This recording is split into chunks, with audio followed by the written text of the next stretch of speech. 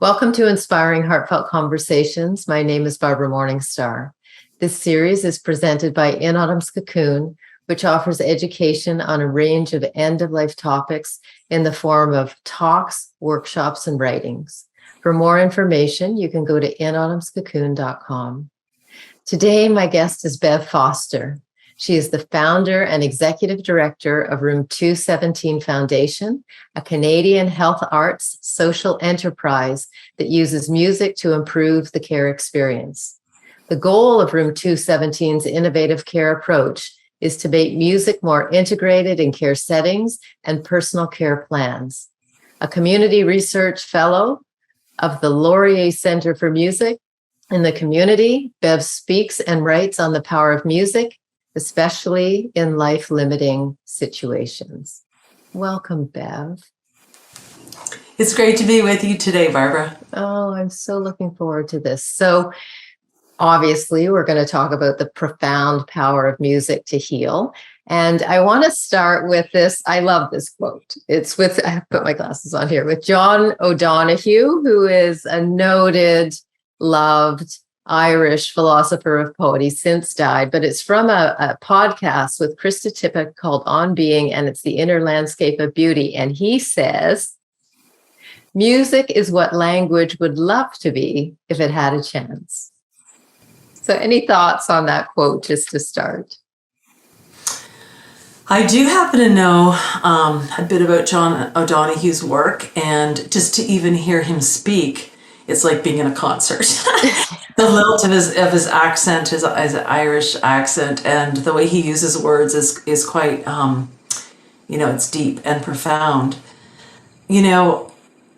It's interesting he would say that because of his incredible use of language, and even for somebody like him who, has come at language from various ways, for him to even say that there's a limitation to language is quite revealing. I think there's this ineffable piece of music that just the music itself, without any kinds of words, can completely reach into places that words alone can't reach.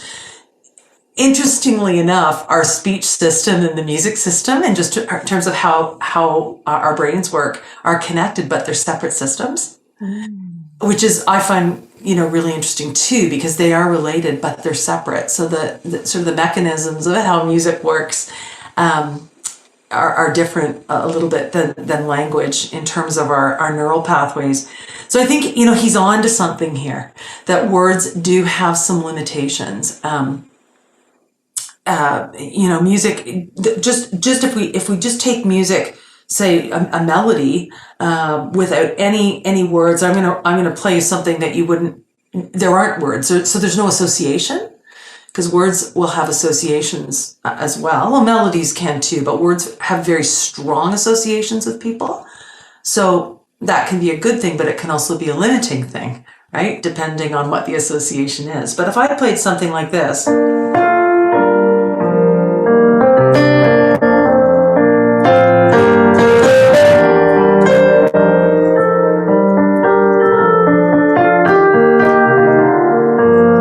Or if I played something like this,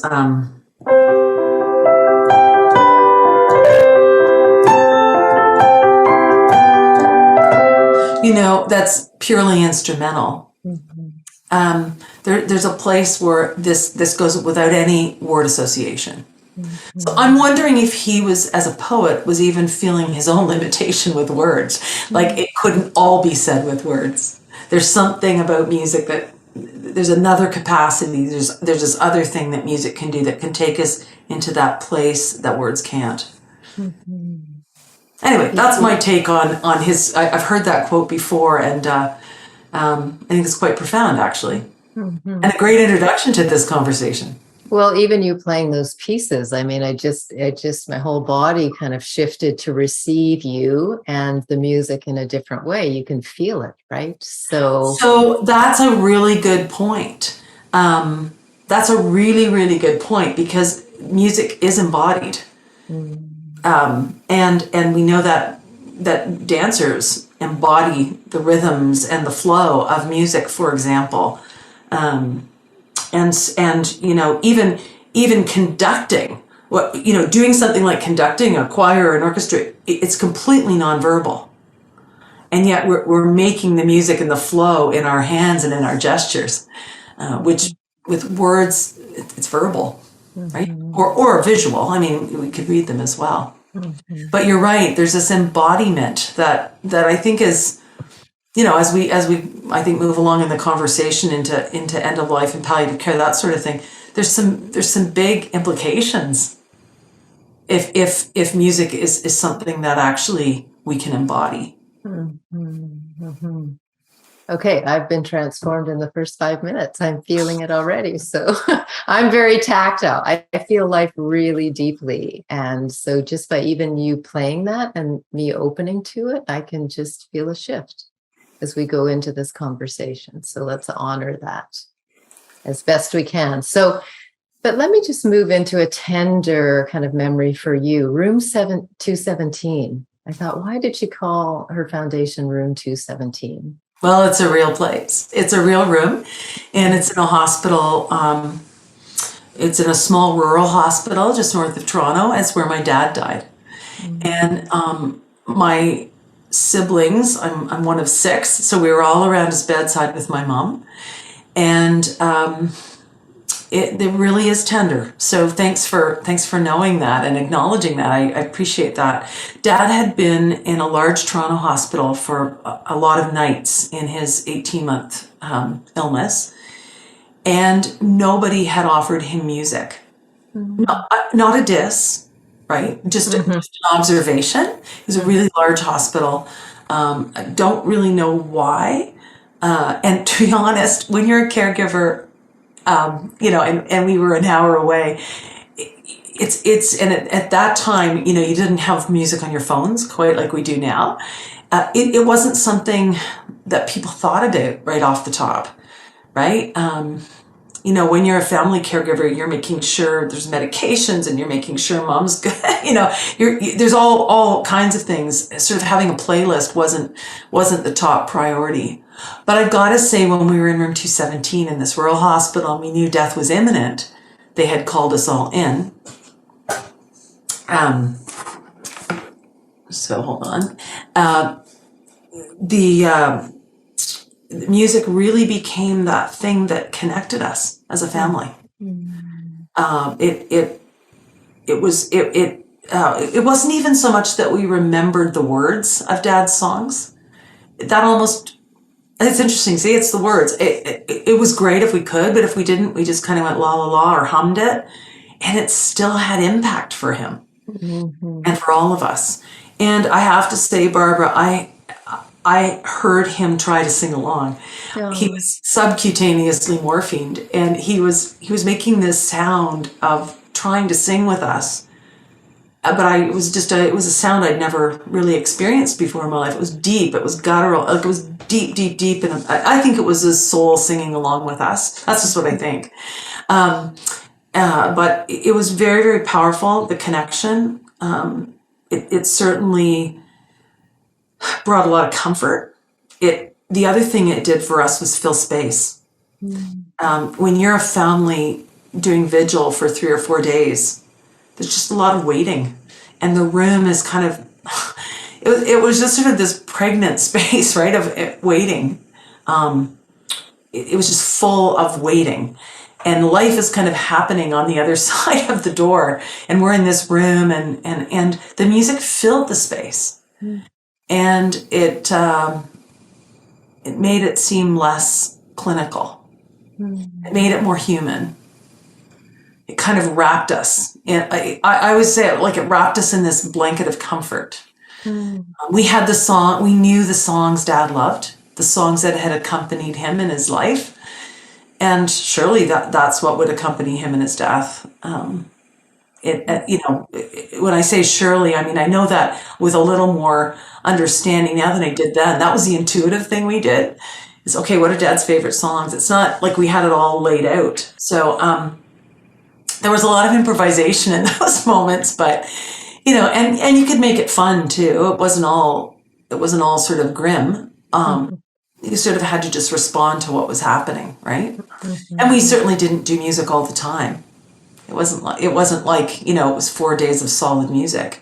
Silence is part of music too. And entering that silence and space I think is equally important. But to have something aesthetic in a clinical hospital room, that's auditory, because at this point his eyes weren't open and we really couldn't have conversations.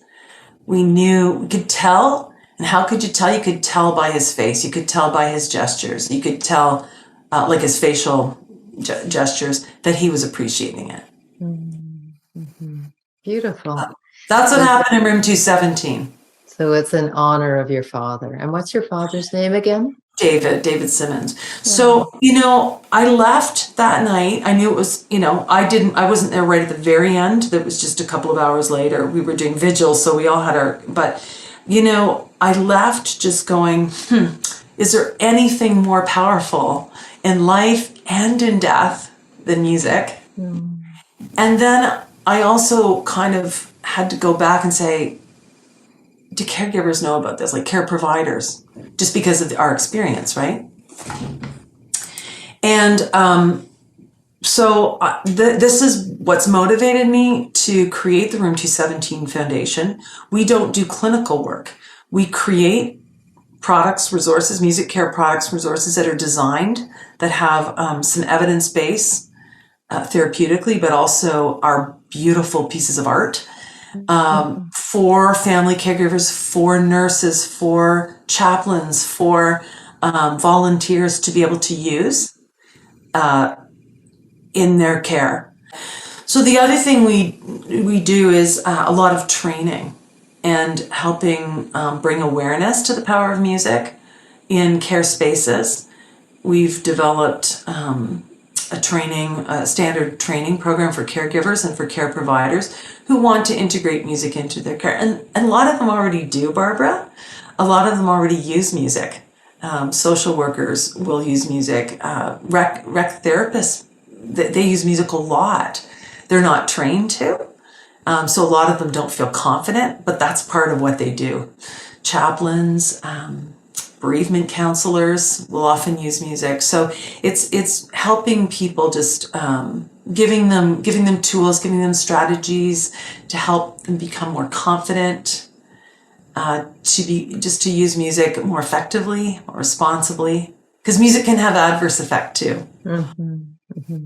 Well, your background is as a musician, right? I mean, it is. So I'm assuming, I should ask you this question instead of assume, you've come to know the gift of music from a young age because you were drawn to music as a musician just organically, right? So. Yeah, I mean, my mom says I started playing the piano when I was 2, picking out melodies. I started taking formal lessons at 7. But yeah, I mean, I've been a piano player and singer for as long as I can remember. And then, did formal training classically, and then I got a master's in music as well. But I think what I love the most is playing in the community, and I've done a lot as a community musician, especially in my church. So, using music that way, almost more pastorally, you really see how music meets people where they're at in circumstances, with moods, with in tragedies and joys and in sorrows. You kind of see the whole range of how music can meet people. I think I love that. In many ways, that's prepared me for this work. That sensibility, and then as an educator, music educator, working with various age groups and that sort of thing, you and even with learning challenges and learning disabilities, you can see how music can be a bridge into learning as well. So yeah, I think it's interesting. I come at this work as a musician, music educator, and a family caregiver. That's how I come to this work. That's I think what I can bring, and and it's been the basis of the foundation. I mean, still those two questions, or those two pieces that I was so aware of when I left Dad that night, about the power of music and caregivers having tools, that motivates me every day and motivates our team. Lovely. So let me just ask you a clarifying question then. What's the difference between a music therapist and someone who just from their heart and being brings the gift of music to the bedside? Can you clarify that for the viewers? Sure. So a music therapist is actually a scope of practice. It would be like, what's the difference between taking a first aid course and being a nurse? That kind of thing, right? We could all take a first aid course and maybe apply a Band-Aid, or do a certain level of wound care. But a nurse, it's his or her scope of practice, and they've been trained. And some nurses might have advanced training in wound care and that sort of thing. And so it's a little bit like that. We can all use music. Music is a beautiful means of care that we can all use.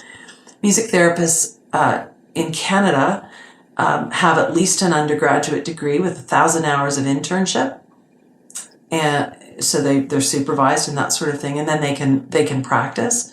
In some provinces, they have to have a master's degree. So think of it more like that kind of scope. They're more clinical. They would do assessments, and they would have goals with their clients or their patients or their residents. So that's differentiation. Music care, really what we've developed, the approach we've developed, which we call music care, is really more about the intentional use of music by anyone, but it's intentional. It's not just sort of plopping headphones on somebody and walking away. Because as they say, music has effects, and it can have, it can go the way you don't want it to go to, and there's lots of variables why that could happen. So we say the intentional use of music for health and well-being, for yourself, for self-care, and in the care of others. Right.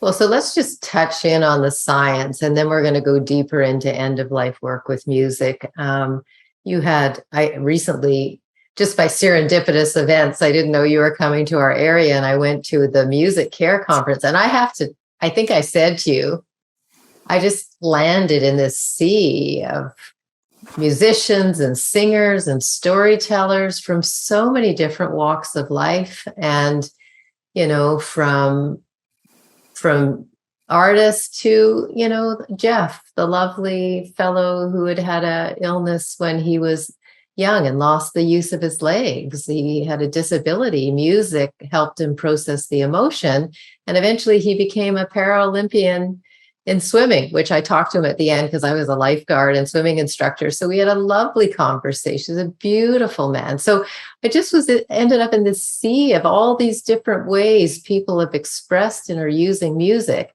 But the other part that I thought was interesting is science is starting to catch on to this now. And it was Corinne taught her work with neurologic music therapy that was quite profound in a range of situations, right? So from accidents to autism to that science is quite interesting to actually show what happens in the brain and the response to it. Yeah, I mean, we often think about sort of music and the mystery of, sort of the transcendent mystery, or my interest is in music in the liminal space, that in-between space.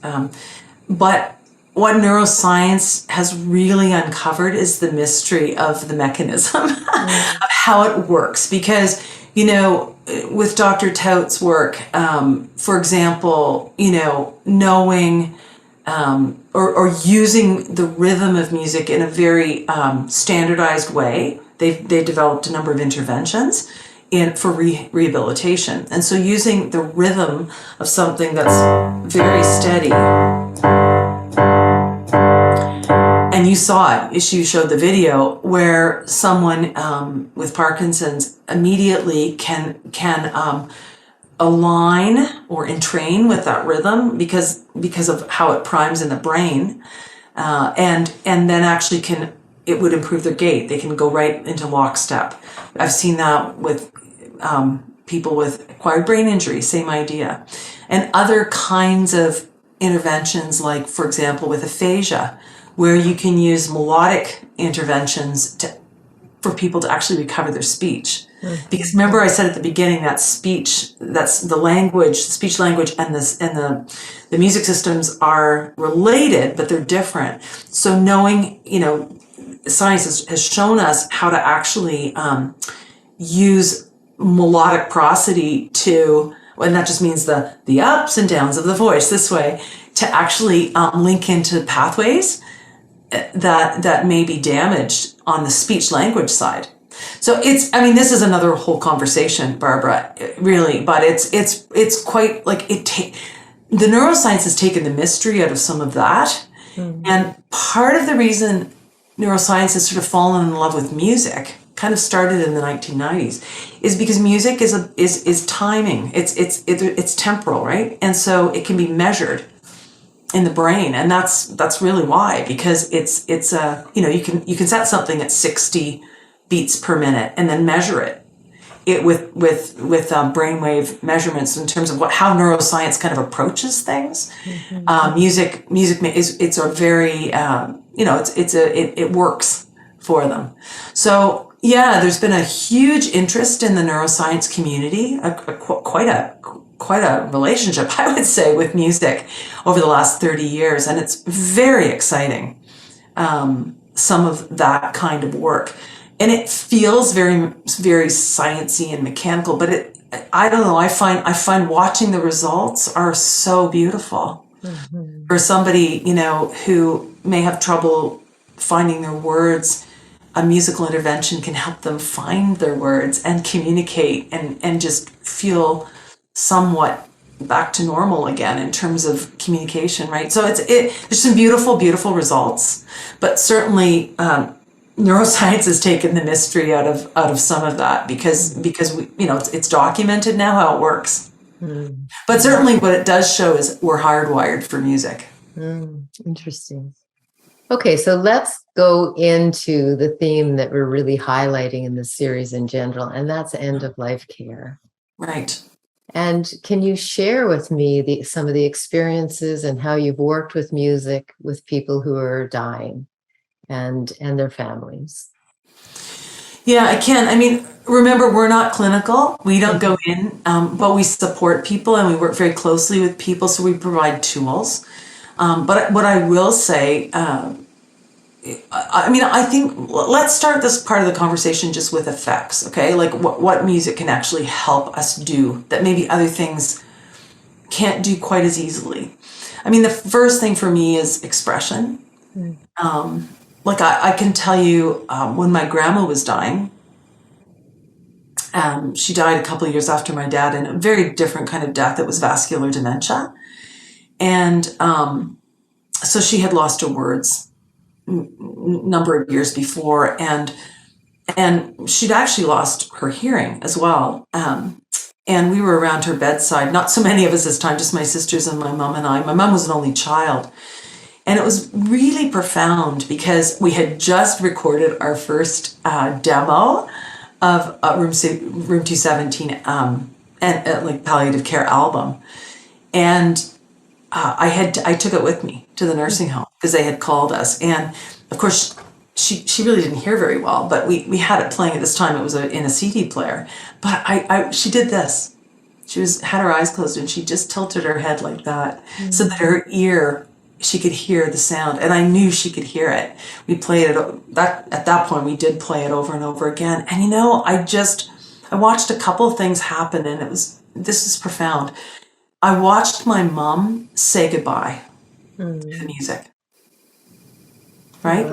She could speak, she could talk, but she did. But she also let the words of the song speak for her. And let the song say those words to complete that relationship. Relationship completion is something we know about at end of life, that there's tasks to be done, and one of those tasks is to say goodbye. So that was a very personal experience. It was really, really a beautiful thing to bear witness to mom doing that. And, you know, a lot of it was just holding her hand, stroking her arm, and inflecting some of the words. I think it might have been, I think the song was Wind Beneath My Wings, maybe. That's how mom released her mom. And I bore witness to that. It was very strong and powerful for me to see that. So I think, you know, there's these tasks of relationship completion.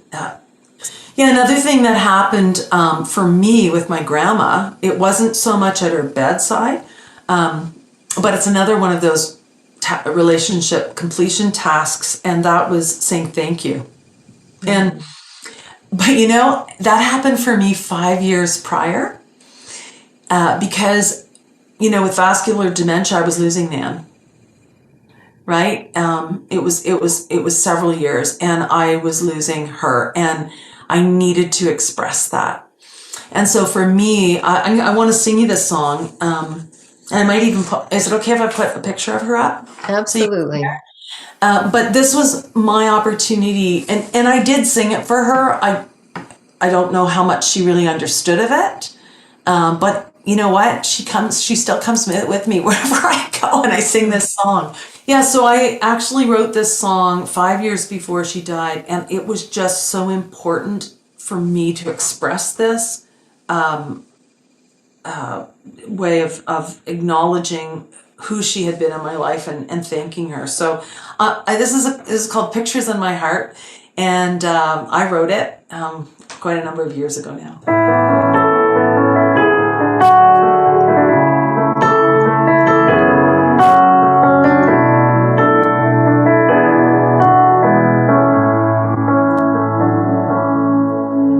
I walked into your room last night. You were sitting in your chair. It looked as I imagined, with your crown of ivory hair. Couldn't tell if you knew me, just wanted to be near, to hold the hand and stroke the face of one who is so dear.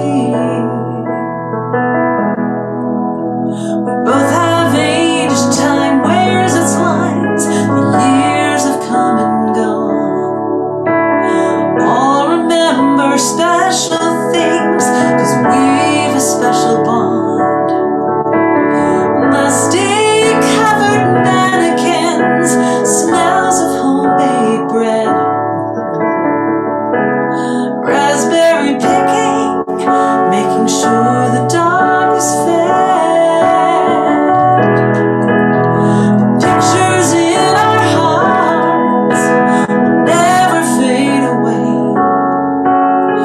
Framed with the love we've shared,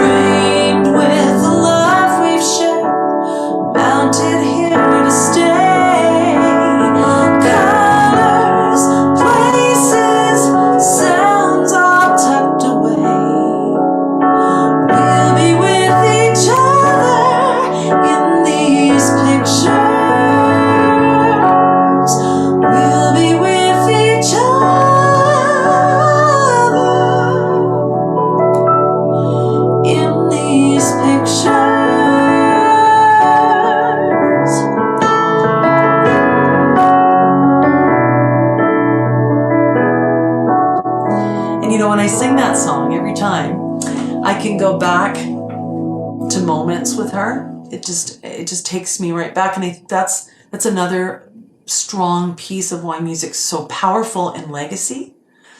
Another thing that the legacy work we do often in palliative and end of life care, because so often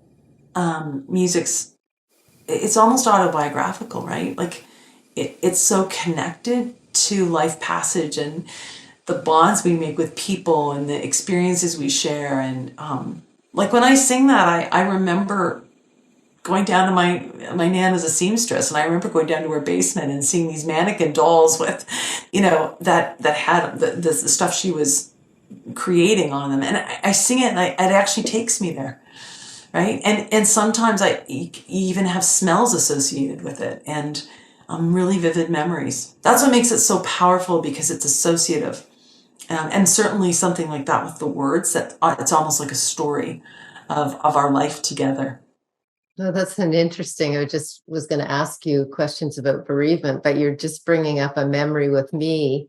My husband, when my husband and I got married, I picked Dan Fogelberg's song "Longer" Okay. as one of the songs, and my husband was a little bit different generation, didn't quite understand it, but listened and loved it. And so as he's dying, and I'm sort of getting together to prepare the service, I said, is there anything that you want done or brought into the service, like so that you feel a piece of you is in there? And he goes, yeah, I want you to play the Dan Fogelberg. I went, no, you can't ask me to play the Dan Fogelberg song. I said, I'm going to be a mess. And he goes, nope, that's the only thing I want you to do. And so I was like, because I thought he finally caught the truth of the song, because it was about a lifelong commitment to as things change, right? So I just went home and I went, seriously? So I literally listened to the song like 50 times, weeping, going through the whole thing, to finally, because I thought if I go up there and share it in my eulogy part on him, I'll lose it. I'll be a total mess. So I tried to be with it before, so I was able to come to the group, and it was still moving, but just that song alone and what it symbolizes for the commitment in love through all of life to grow, it was quite profound. So it actually, thank you for sharing. I didn't know that. What a beautiful story, and about the connection. And the music then almost becomes iconic for that, right? But it also, you bring up another really good point. I mean, this is why in dementia, for example, which that's to me, once that diagnosis has been given, like my nan's or my mother-in-law who had Alzheimer's disease, I mean, you're really looking at a palliative journey, right? And how you can make it comforting. It can be long, but what I love about music is it stays through the whole trajectory. And even in grief, even in the bereavement part of it, because there's grief moments of particularly in dementia, of losing. It's the long goodbye. You're losing along the way, right? But you really stay connected in the music, even beyond this is a funny thing. I mean, it's probably not funny for hospices and palliative care units that use the music, but often, particularly when it was only delivered in CDs, the CDs would go home. I think inadvertently people would take them because it kept them connected to the experience, right? Mm-hmm. And especially if it was a song like what you just referred to, one that had been so meaningful as part of life, when it was part of the dying experience, they wanted to hold on to it because it kept them connected. Mm-hmm. But it's interesting. I mean, there's you also go sort of through the seasons of mourning as with the OURNIG, MOURNIG, and the songs can have hold different significance through those seasons of mourning as well, right? Like it's, as you said, it's extremely raw right at the beginning, and it might even be in grief work, in bereavement, that you choose another song at a certain point to help it almost like come out of winter and into spring, Exactly. And so that's the power of music, and that, to me, that's the power of a playlist too. You can set things up in a particular order, in a particular way that help people in the various journeys we find ourselves in, right? But no, thanks for sharing that story. And for me, like writing that song for Nan was huge. I remember, like, after I wrote it, I just kind of had this big sigh. Like, it was like, okay, I got it out. It was really that was grief work, but 5 years before she died. Right. Interesting. Yeah. Right. Beautiful. Well, so you've just touched on something else there. Live music versus recorded music, and what's the difference? Is there a difference in working with someone, right? Oh, for sure. I mean, what's so beautiful about live music is you can be responsive right in the moment. So, and music has a lot of elements to it. For example, volume or speed. You can make those adjustments because perception can be a real issue at end of life. It just is. And so you might need to do it more quietly or not. Like, you don't know what the situation is unless you're present in it. And speed, can be a real factor as people are slowing down in their breathing. You may want to match that in the tempo. So in live music, you have that beautiful, the ability to respond immediately to exactly what's happening in the moment, right? So that we don't do live. That's what a music therapist might do, or a music thanatologist. They're trained specifically. They're almost like a musical midwife in dying, right? Or threshold singers. That's another. The choirs. That's right. That are trained to do vigil and to respond to what's happening. So to me, those are beautiful offerings at end of life. What we've chosen to do, and it's been very intentional on our part, we chose to make recordings because, like let's say you had any of what I just mentioned, they may be able to come for a couple of hours. Some of them might stay through, but a lot of them might not. And so then what do you do? What if you're sort of back to the nurse on call? What does she do if she's not musical? So see, I think this is big, and I think there's lots of space for all of it. And you're right. So what we chose to do, and there's really different schools of thought on all of this. We chose to pace our music at 60 beats per minute, approximately, which is all. Let me give you an example. So I'll do something that's original. So if I even played that song I just played that I wrote for my grandma, why did that speed, right? You looked as I imagined, but that's me. That's what we would call the beat and the tempo of the song, but I'm going to slow it down now to 60 beats per minute, which is about it's the pulse is every second, right? So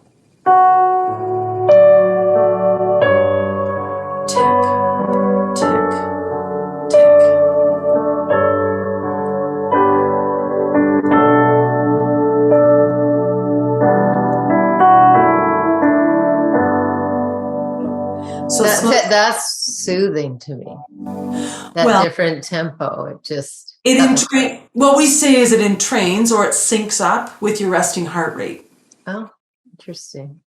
And so, interestingly enough, there's people that have heard our music and they fight it until they've been in a space where somebody's dying, and then they actually understand how it sort of often will match the room. But when I say that, I got to be careful because it will never match like a live, interaction would match, because it's once you've recorded something, it's down, it's laid down. You can't really alter it.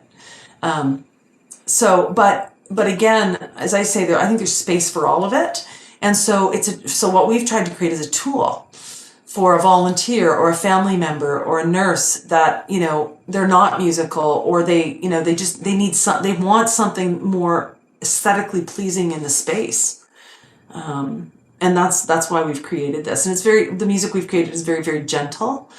No more than four would be our max players or singers, and we do some instrumental, some that would be no words, for all of the reasons we talked about before, and sort of half and half, some with lyrics and some without.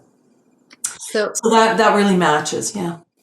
so I do have a question then, because you talked about it can be inspiring and soothing and relaxing, but it can also stir, other unexpected emotions and memories. That's right.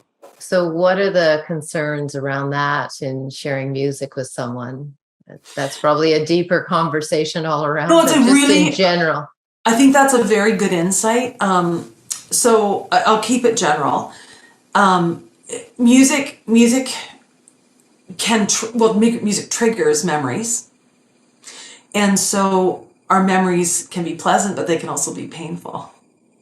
And so if there's traumatic memory that it triggers, that's a little bit more challenging, and that's where having a music therapist or a social worker or a chaplain, people that have been trained to deal with unpleasant memories, we'll say, we may just not know how to deal with what comes up. The way we in our training, we would say to people, don't be afraid of that. Just always have a plan B in your back pocket, right? Because yes, we can all use music, but music can do that. And, I'll tell you a couple populations where it can do it and really create some just adverse effect. One would be, a friend of mine is a music therapist at a Jewish hospital. And long-term care, and there are still people there that have survived the Holocaust, and so there's certain songs that that just are hard and painful for people. Another time when you have to be really careful is in mental health and addictions, particularly in addictions, because music can be connected with the behaviors, right? And so a song might trigger somebody. It's just an awareness piece more than anything, but I think clinically speaking, that's a fairly loaded conversation, which we'll probably leave it at that for today. But there's a little more to that. But it's a great observation. I mean, that's why what we really want to be using is, if as much as we can, our people's preferential music, the music that's their music, right? The music of their story. Doesn't mean you can't use other music, but I've had situations where I have been, I remember one situation where I was in a rehab hospital in an acute dementia care unit. I didn't know the folks, and I was playing Satin Doll, and it triggered this woman, and I just kind of went yikes. So I just watched what happened and just sort of went to some other song, but it really, like, I needed the support of the care team. Mm-hmm. Because it really brought something up in her story that I wasn't, I couldn't either. It wasn't really my job to, but that's the case in point where it was somebody's job and they needed to be in that room with me. Right. Well, and so beautifully emphasizing the collaboration of team and awareness that if a different response occurs, how can you support that individual in their own unique way?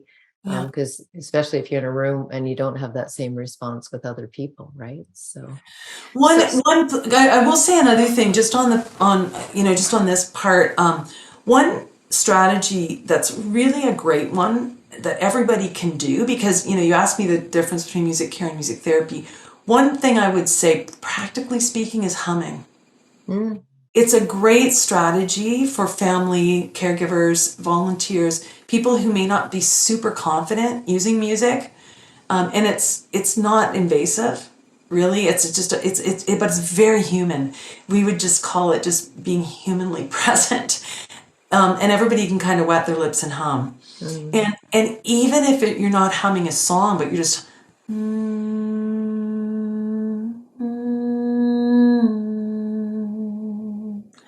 You're very much beside another person, and the connection of the hum. I mean, we can take it a little farther in terms of using it, but that basic concept of the hum. I used it recently when with with both my mother and father-in-law as they were dying, and both times the hum, it was so soothing for them. Just went up close to their ear, and they could hear it. They knew, I don't know if they knew it was me, but they knew there was another human present, both being in a clinical setting. Well, it's interesting because I just did an interview with Lisa Smart, who's a linguist on metaphoric language, and she brings up the lullaby, where we soothe a baby with a lullaby or a song. But in a way, that's the first thing that kind of hit me when you were saying that. When someone's dying, if you're humming, it's almost a quiet, it has that sort of same sense to me. Well, and this is just my interpretation or feeling when you first say it, of a lullaby. Because a mother hums and sings sometimes to rock a baby to sleep. So when you're humming, it's kind of a different lullaby, right?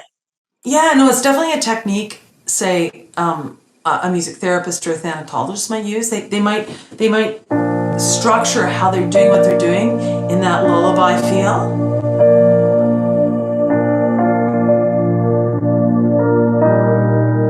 Right, like that Right. that's rocking motion, so it cradles. But Wow. but again, that's a little bit more therapeutic, and you need a bit of training for that because it's quite specific. But you're right, the lullaby, it's that tender warmth. I think it's human presence, right? Just knowing someone's there through the sound. Yeah, and touch can be very much a part of that as well, and holding. Right. Okay, so I just want to bridge to cultures, different cultures. I mean, I was the program director in a city outside of Vancouver for years, and it was incredibly multicultural. In fact, I do a conversation on diversity with Dr. Shika Minhouse because of it was like stepping into the United Nations, and the sounds were all so different. And I remember thinking, I go into one room and that one was comfortable. I go into another one, it just wasn't my music, and I had a different response. So you did a whole project, it's beautiful, about music for different cultures. So can you share a little bit about that project and the response to it? Yeah, I'd love to. So, I sort of told you where the initial musics came from, from Room 217, and my knowledge and expertise is in Western music, European Western music, which is fine. It's great. Like, a lot of the world listens to it, but there's lots of other musics, right? And particularly in Canada, to be really representative, there's just a lot of other musics. And so we found we had done 12 albums, 2 collections, and we were finding hospice palliative care workers were asking us, we just love this, it's great. Is there any way you could do some more music for newcomers to Canada and baby boomers? Finding this was probably in about 2012-13, in that zone, and the baby boomers saying not a problem in my wheelhouse. The newcomers to Canada, it just wouldn't have been authentic for me to think I could do that. And so, I think what we did was we just recognized we had limitations. And when I say we, I mean our team, right? At this point, we had a music therapist on our team. We had a number of other people on our team, and all of us didn't feel equipped to do that. And we really, appropriation for us, we just wanted everything within us wanted to mitigate that and not be part of that. So, I had been in conversation with a music therapist who was a palliative music therapist, but also a world music expert, and he won Junos and stuff like that sort of thing, and other awards for world music, and just had his pulse on. He had a really good sense of what I was even asking, because here's the thing I learned from him in the very beginning: don't make assumptions. Like, just because a person's skin color is a certain color doesn't necessarily mean it's that music they're going to like. It doesn't work that way. You can make a little bit of assumption perhaps, but even then just be careful, because he said, he would play at bedsides of, 57-year-old, Caucasian males, and they would want something, music from South Asia Mm. to die to, right? And so that was sort of really a great learning for me, just to sort of say, okay, yeah, like you don't. I mean, it is helpful knowing a person's cultural or ethnic background, perhaps, to get started, but you just can't sort of assume that that is sort of the key that's going to unlock everything. So when we really were able to get sort of the program put together and the funding model put together, then I did hire him and one of his buddies to co-produce the Diverse Sounds collection. And they knew all of our concerns. They knew, first of all, they knew our production values, things like 60 beats per minute, things like we wanted it gentle and all that.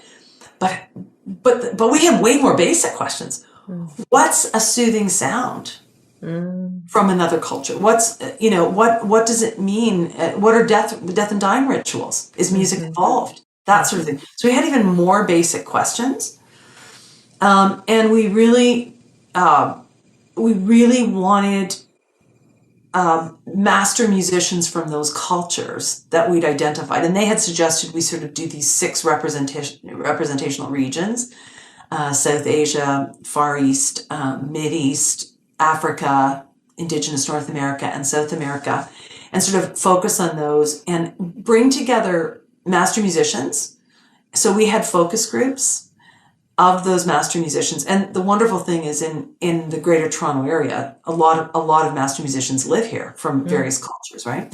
And as they told me, you'd probably only be able to really do what we did in a couple of cities of the world, because so many master musicians congregate here. So it was a really interesting process for me. Those guys led it, and we tried to use some ethical best practices so that we could ensure cultural safety.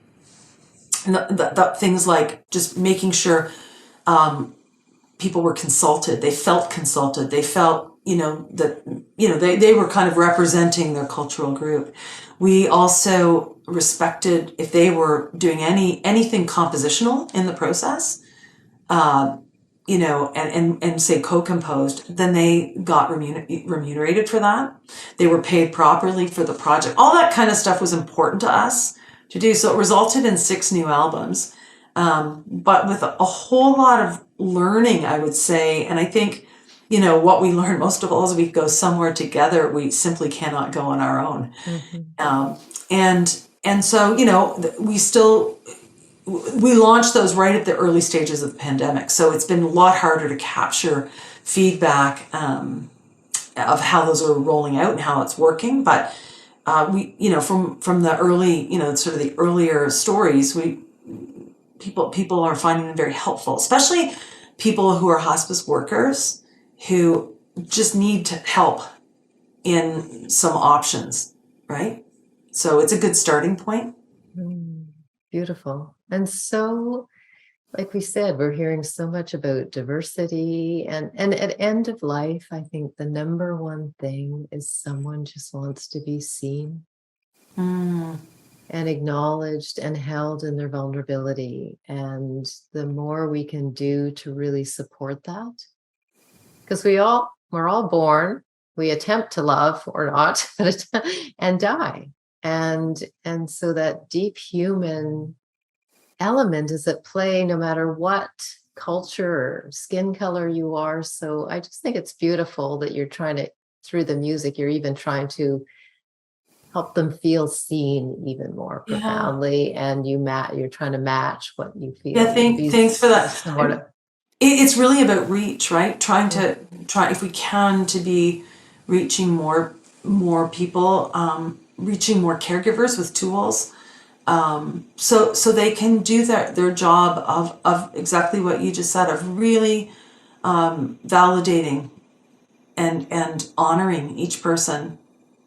And so this certainly, from when we started to now, there's a lot more available just on your phone, on YouTube and that sort of thing. But our music is designed, it's specifically designed, so it is a little bit different than just sort of picking up any old song. It's designed with these certain outcomes. So some of the outcomes of our music would be reduced agitation.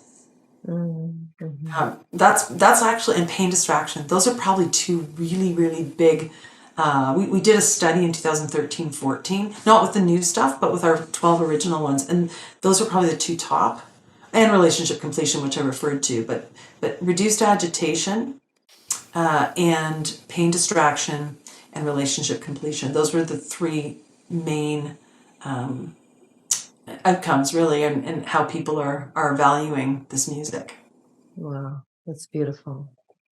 Okay, so I have a few last questions, and we touched on the mystery, but is there anything else you want to say with music in the realm of mystery? Yeah, I mean,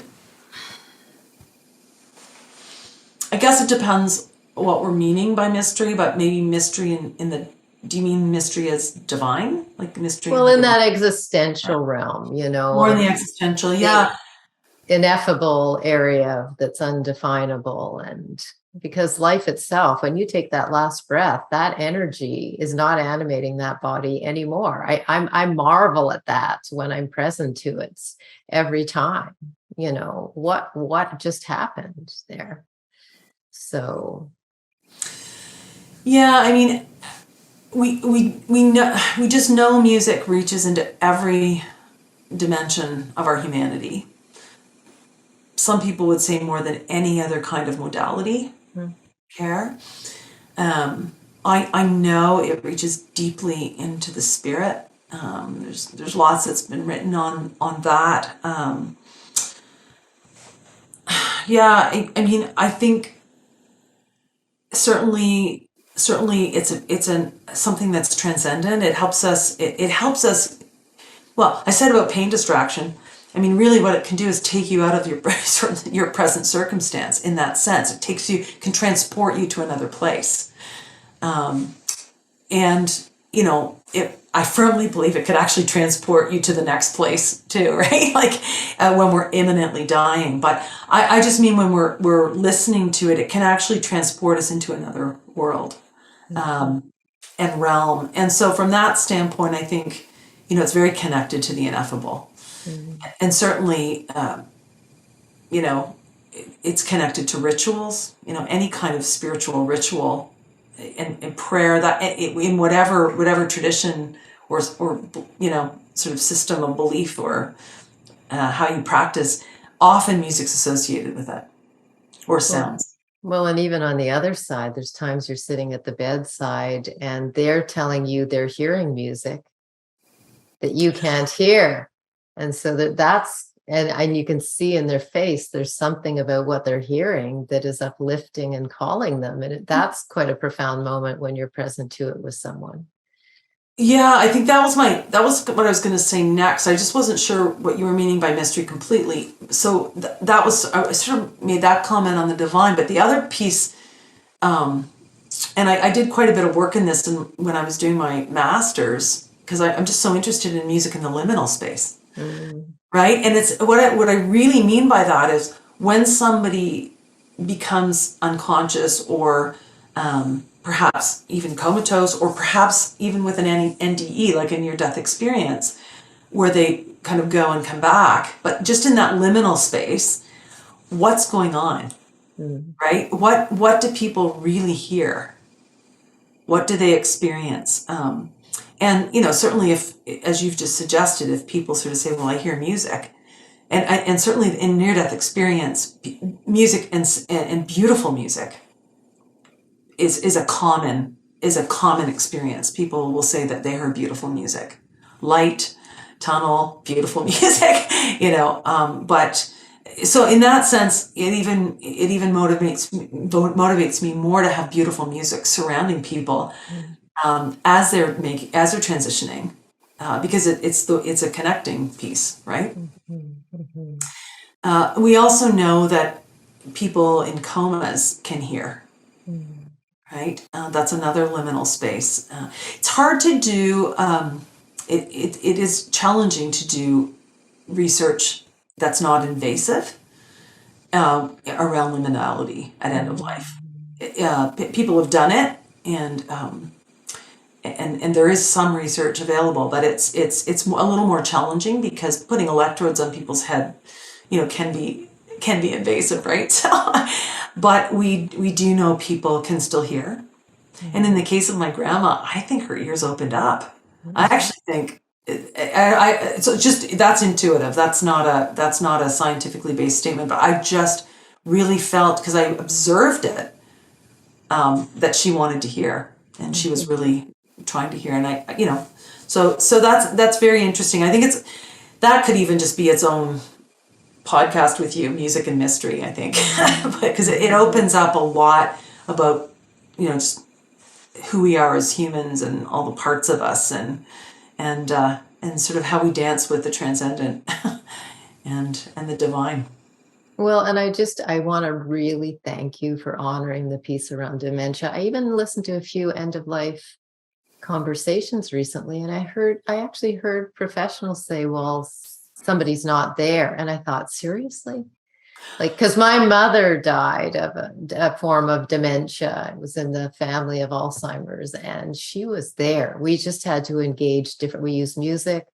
We followed her metaphoric language, but there was engagement. And like Lisa Smart says in the metaphoric language conversation, just because it's nonsensical doesn't mean that it's not a valid language, and there's a communication trying to happen. So I'm just really grateful to both you and her, because we focused on seeing my mother until she died. And my father was brilliant at that. He brought her flowers, even when she didn't recognize them. And for people to say the person's not there and the life doesn't have value in the same way is heartbreaking to me, because they're not really honoring the depth of who we are as human beings, even if it doesn't show up in a presentation that we're used to, right? So thank you for that. I really appreciate it. Well, Dr. Oliver Sacks, a neurologist in the States, a great music lover, he believed that music was the main intervention for to be used with people living with Alzheimer's disease and dementias. And he coined something beautiful I've never forgotten, that it reaches the preserved self. Mm-hmm. It is the thing that can actually reach in, and we know it can actually. It's almost like a light switch, where if you get the right music, something that autobiographically has had great meaning.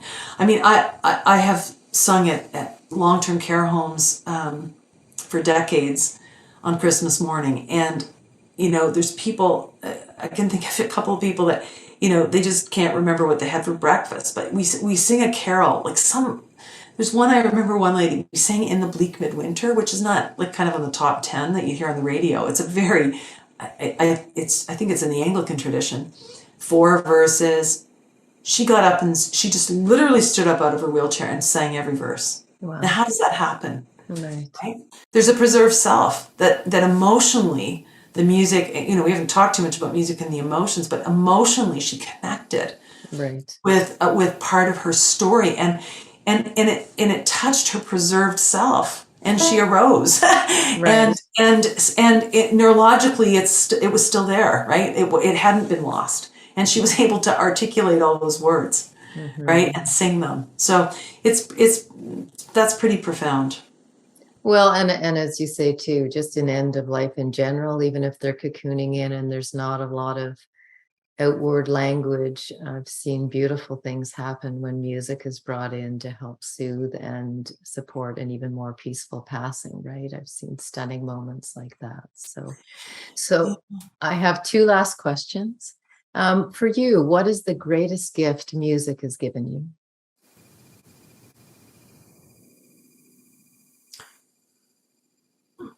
Just one? I was going to say, that's a pretty broad question. It's like when people say, so what's your favorite song? Yeah, exactly. I don't even know what to do with that. If I may have to, expression and connection. Mm-hmm.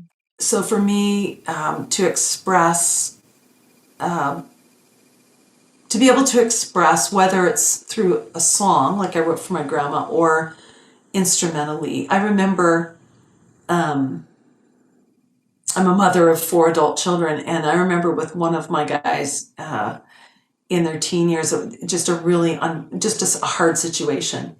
And as a mom, I just didn't know what to do. That's another form of caregiving, right? Mm-hmm. But I just went to the piano, and I remember the lights being, and I just had to write something. I just had to express.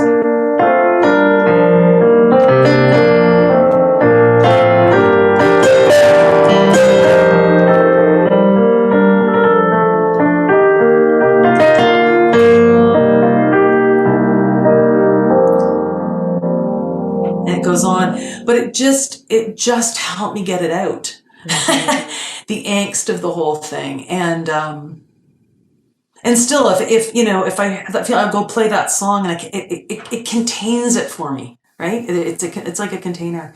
So that's been helpful. And then the other thing is connecting with people, connecting. Connecting in groups, connecting one-on-one. Music just it was the means, like with my grandma, it was the means of connection. Mm-hmm. It was the only way I could connect with her. We did music on every visit. Mm-hmm. And she would kind of wake up, and we could connect. So mm-hmm. Yeah, I think for sure those are there's others, but those are my main two. Mm-hmm.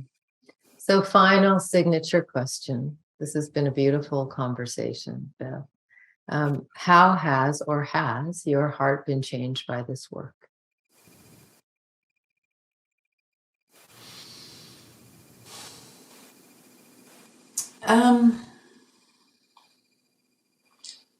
I think it's about becoming even more present in a different, as a musician, you tend, especially in ensemble work and the kinds of work I've done in education groups, you do pick up on that.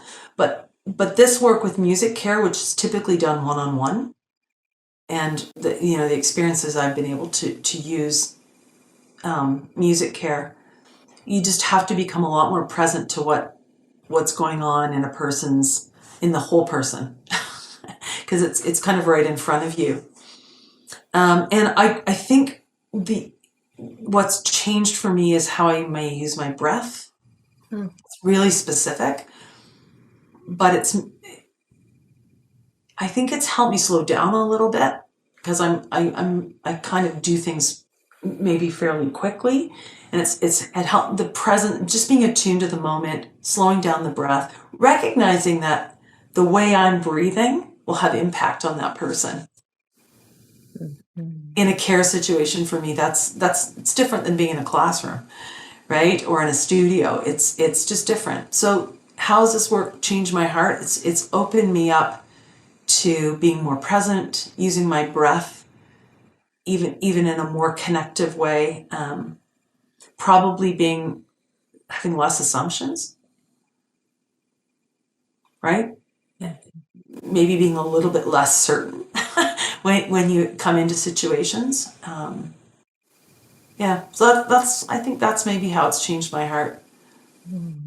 Beautiful. Well, this is a subject we could go off on so many different explorations. You've done very well to rein it in. Well, even to go to that conference, like I said, I landed in this world of music therapists, musicians, singers, storytellers in a way I don't think I'd ever experienced before. And it was a profound day for me. And it just reminded me of the gift of music on a personal level, right? And the memories and the things that get triggered when song and music are allowed to come into your heart and life, even through dance or whatever, right? So it's a very human phenomenon, right? And I think that's a beautiful part about that conference, is just bringing various voices together on a day. We all have the same interest, right? And I'm glad you were able to experience it. Yeah. Thanks so much for having me today. I wish you well in your work. You're doing a beautiful thing here.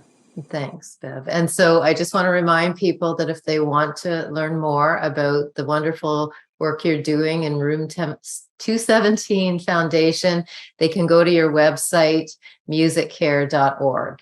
And again, thank you so much for taking the time with me today, Bev. It's been a rich conversation. Thank you.